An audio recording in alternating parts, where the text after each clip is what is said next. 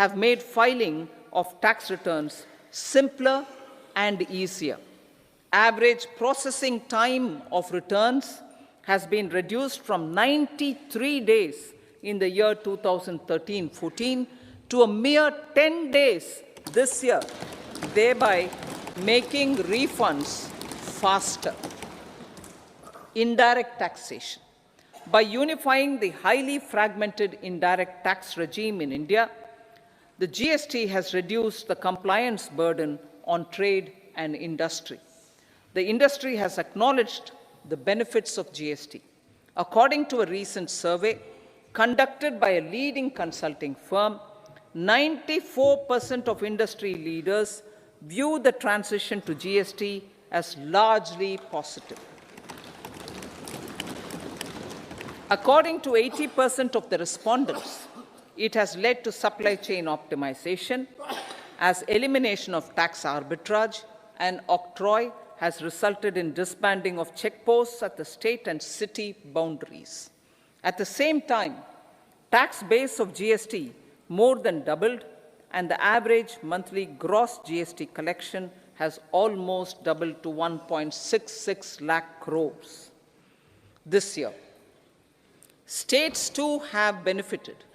States' SGST revenue, including compensation released to states in the post-GST period of 2017-18 to 2022-23, has achieved a buoyancy of 1.22. In contrast, the tax buoyancy of state revenues from subsumed taxes in the pre-GST four-year period of 2012-13 to 2015-16 was a mere 0.72. The biggest beneficiaries are consumers, as reduction in logistic cost and taxes have brought down prices of most goods and services. We have taken a number of steps in customs to facilitate international trade. As a result, the import release time declined by 47% to 71 hours at inland container depots, by 28% to 44 hours at air cargo complexes, and by 27% to 85 hours at seaports over the last 4 years since 2019, when the national time release studies were first acted. Tax proposals. As for tax proposals, in keeping with the convention, I do not propose to make any changes relating to taxation and propose to retain the same tax rates for direct and indirect taxes, including import duties.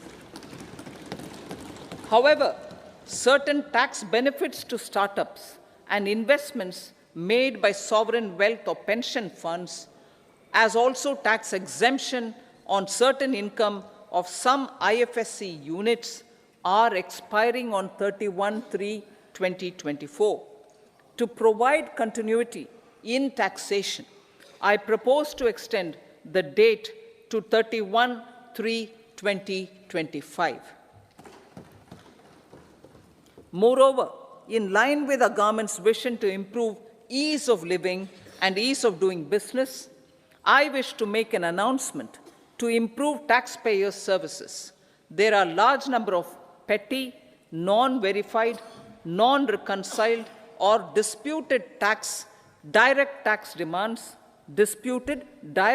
demands, many of them dating as far back as 1962, which continue to remain on the books, causing anxiety to honest taxpayers and hindering refunds of subsequent years. Honorable Speaker, sir, I propose to withdraw such outstanding direct tax demands up to 25,000 rupees pertaining to the period up to financial year 2009-10 and up to 10,000 rupees for financial years 2010-11 to 2014-15. This is expected to benefit about 1 crore taxpayers. 1 crore taxpayers would benefit out of this. Economy then and now. In 2014, when our government assumed the reins, the responsibility to mend the economy step by step and to put the governance systems in order was enormous. The need of the hour was to give hope to the people, to attract investments, and to build support for the much-needed reforms. The government did that successfully, following a strong belief of nation first. The crisis of those years has been overcome, and the economy has been put firmly on a high, sustainable growth path with all-round development. It is now appropriate to look at where we were then. I repeat, it is now appropriate to look at where we were then till 2014 and where we are now, only for the purpose of drawing lessons from the mismanagement of those years. The government will lay a white paper on table of the House.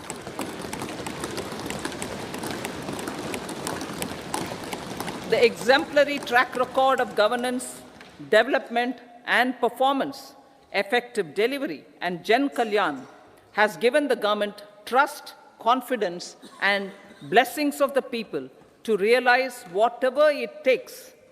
The goal of Vikasit Bharat, with good intentions, true dedication, and hard work in the coming years and decades. With this, Honorable Speaker, I commend the interim budget to this august House. Jai Hind.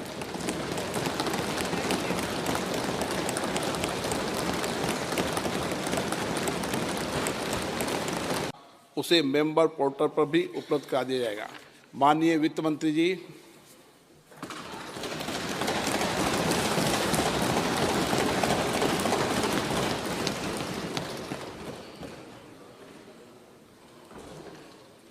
Honorable Speaker, I present the interim budget for 24-25.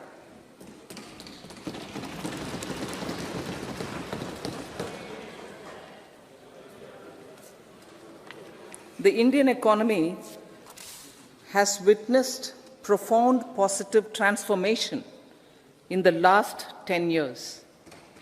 The people of India are looking ahead to the future with hope and optimism. With the blessings of the people, when our government under the vision